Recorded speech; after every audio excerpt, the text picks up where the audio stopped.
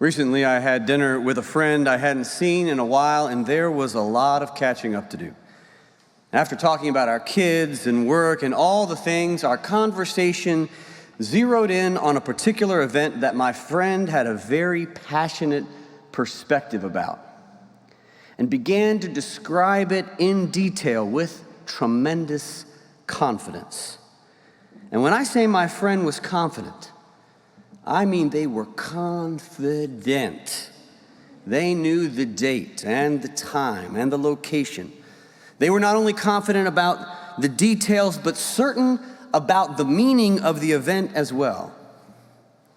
Yet I found my friend's confidence and certainty to be quite unsettling for a very specific reason. My friend did not attend the event that they were talking about. And I, on the other hand, had been at that event and had a very different memory of what happened. Sure, my friend had some of the details right, but they were missing critical pieces, 30 to 40% of the information, which significantly would have altered their understanding. And I tried to share this with my friend during our dinner, but they were having none of it. They doubled down on their certainty, insisting I was mistaken about what took place at an event that I was at, and they were not. It was a troubling experience. It made me doubt myself. It made me wonder if I was a reliable narrator of my own experiences. But then I remembered an extraordinary TED Talk by the Nigerian writer Chimamanda Ngozi Adichie called The Danger of a Single Story, in which she warns of listening to a single story or representation or interpretation. In her talk, Adichie recalls her education in Nigeria, reading novels written by American and British writers, which led her, as she grew, to write her own stories in which all her characters were white with blue eyes, a reflection of what she had been reading. Adichie said, I loved those American and British books I read. They stirred my imagination as a child. They opened me to new worlds. But the unintended consequence was that I did not know that people who looked like me could exist in literature. So what the discovery of African writers did for me, she says, was this. It saved me from having a single story of what books are, of what humans are, of what communities are. Then Adichie tells the story of her first college roommate in the U.S. She says, I was 19 and my college roommate in America was shocked by me. And what struck me was this: she felt sorry for me before she even saw me. Her default position toward me as an African was a patronizing, well-meaning pity. My roommate had a single story of Africa, she'd been told. A story of catastrophe. In this single story, there was no possibility of Africans being similar to her in any way at all. No possibility of feelings more complex than pity for Africans. No possibility of a connection as human equals. The story my roommate absorbed about Africa was incomprehensible people, fighting senseless wars, dying of poverty and AIDS, unable to speak for themselves and wanting to be saved. The problem with stereotypes, Adichie states, is not that they are untrue, but that they are incomplete. They make one story become the only story. For Adichie, the consequence of a single story is this: it robs people of dignity. It makes recognition of our equal humanity difficult. It emphasizes how we are different rather than how we are similar. Stories like these have been used to dispossess and malign, but stories can also be used to empower and humanize. Stories can break the dignity of a people, but stories can also repair that broken dignity. Imagine if we only had one gospel. A single story of the life of Jesus. That would be very dangerous, would it not?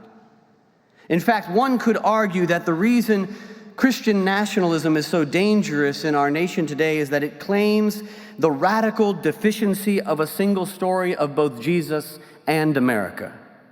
A Jesus who blasphemously baptizes the stars and stripes and blatantly blesses the lie of American exceptionalism. Placing our confidence in a single story of anything is dangerous. It is dangerous for us, for others, and for the world. And so, like Adichie says, we need to be saved from the dangerous logic of a single story. And to do that, we need to learn how to see and to celebrate an abundance of stories.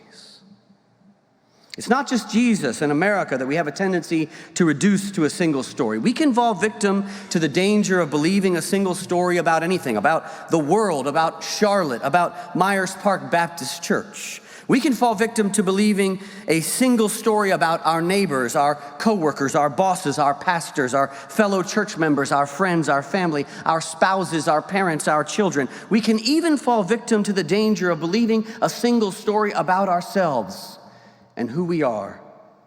We can reduce everything in our world and everything in our lives to a simple, single story. Many have fallen victim to believing that our text today in Mark 5 is a single story.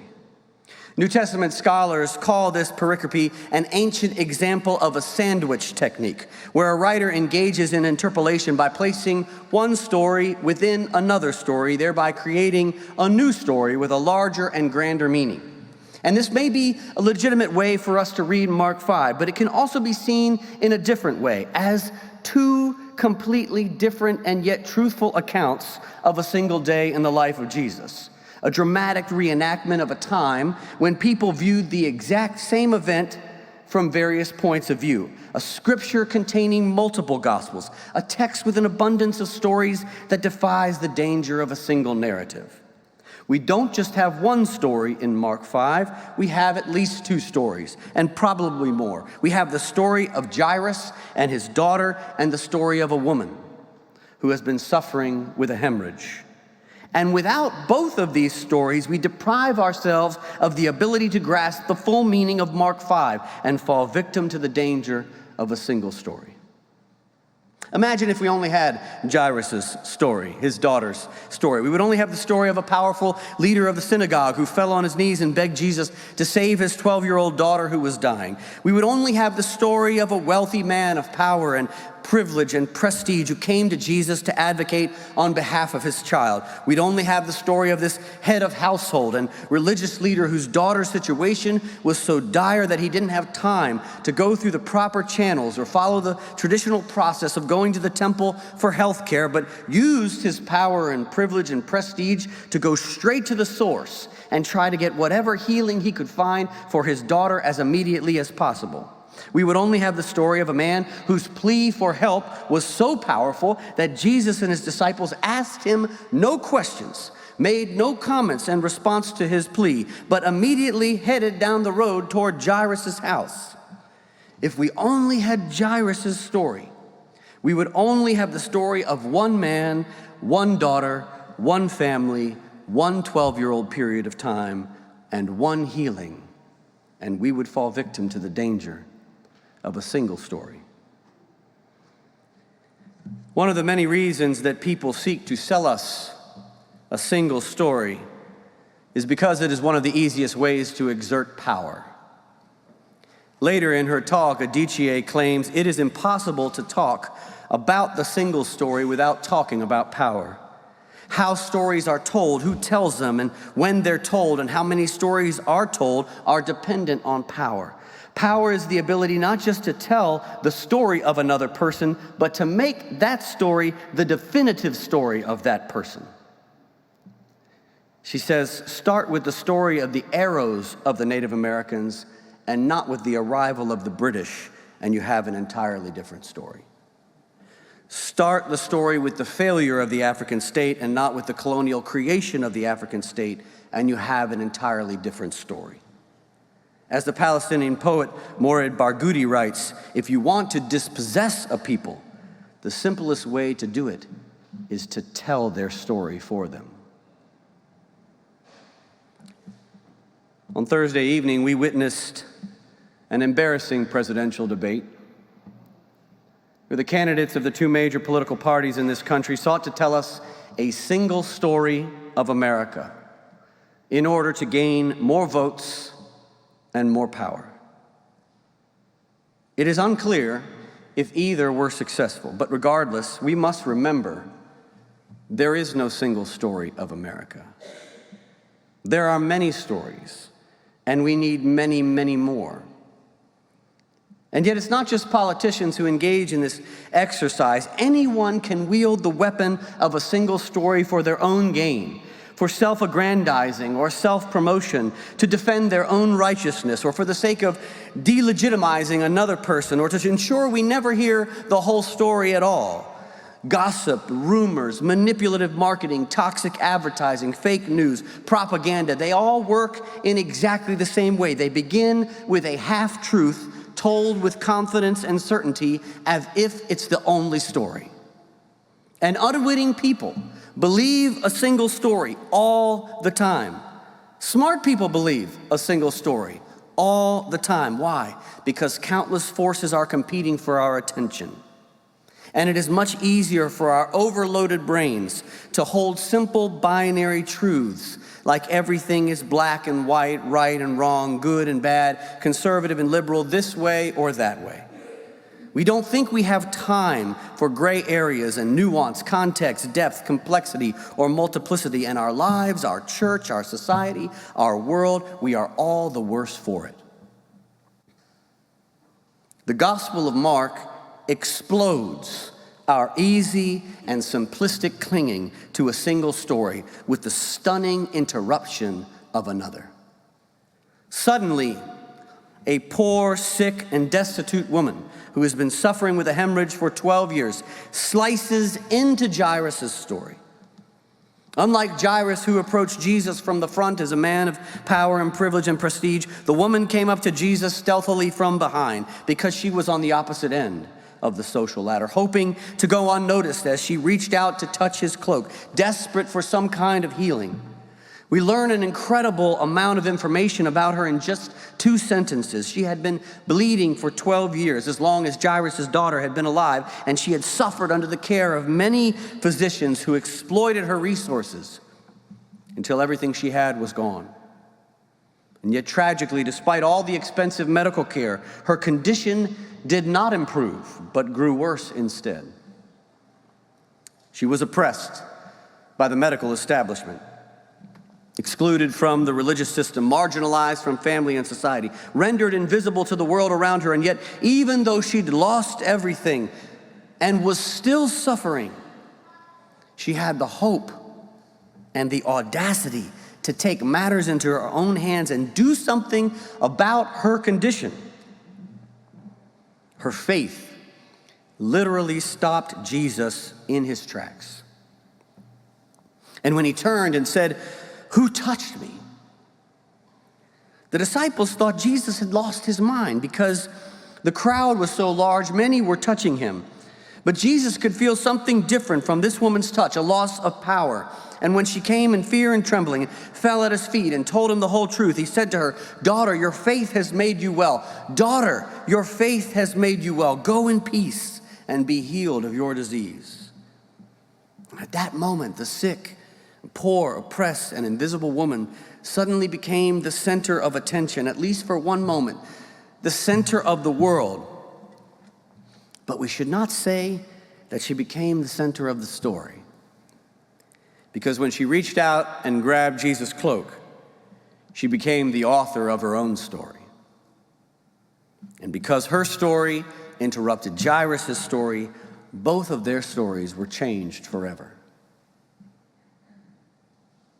It is also tempting to imagine we only need the story of the poor and the marginalized woman who is suffering with a hemorrhage, that we don't need Jairus' story because her story seems to have the ability to stand alone as a single story without any of the others around her. And if there was a story that could stand alone in the Gospels, of course it would be the story of the poor and the marginalized. But Mark disabuses us of that notion as well. Even the story of the poor and the sick and the exploited woman cannot stand alone, lest it run the risk of becoming a dangerous monolithic soliloquy. Her story needs Jairus' story, just as Jairus story needs her stories. Without both stories, Mark 5 would be incomplete, merely a half-baked gospel of nice narratives and convenient conclusions that only reinforces the characters' delusions of grandeur and victimization. If we did not have the story of Jairus and the story of the woman suffering, we would miss the reason that Mark weaved these stories together in the first place.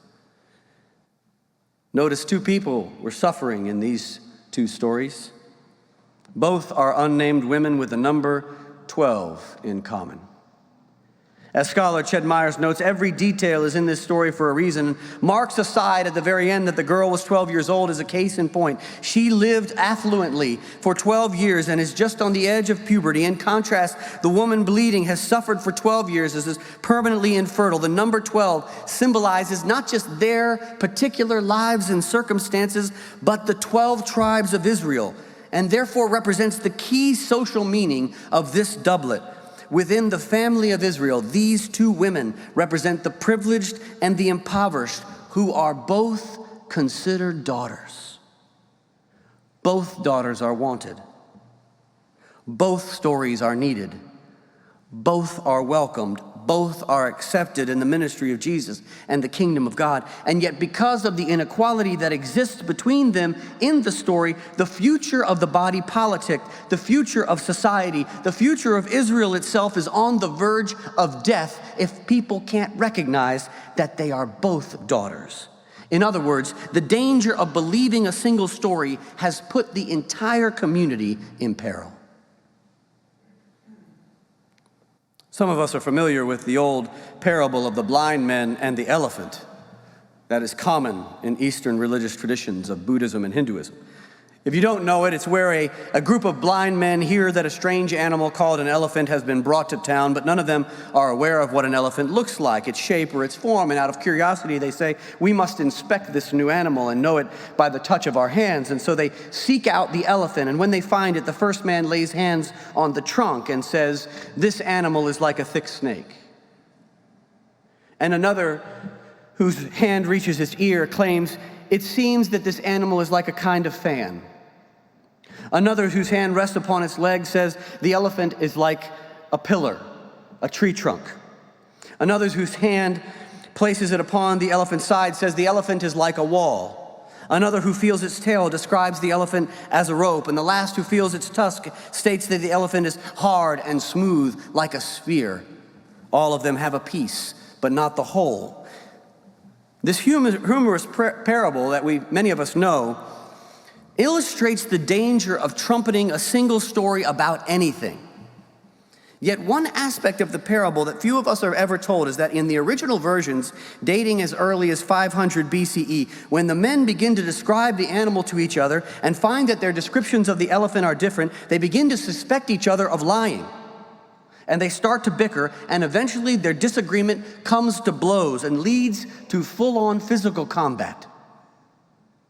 The meaning of the parable is not only that things are not always as they seem or that our senses can betray us, those are true, but also that a single story has the power to destroy our lives, our relationships, our friendships, our churches, our communities, our cities, even our country. As the poet Jenny Z writes, there are no simple stories, because language forces distances. A question stammers in the mind for weeks, one key a quiver on the piano.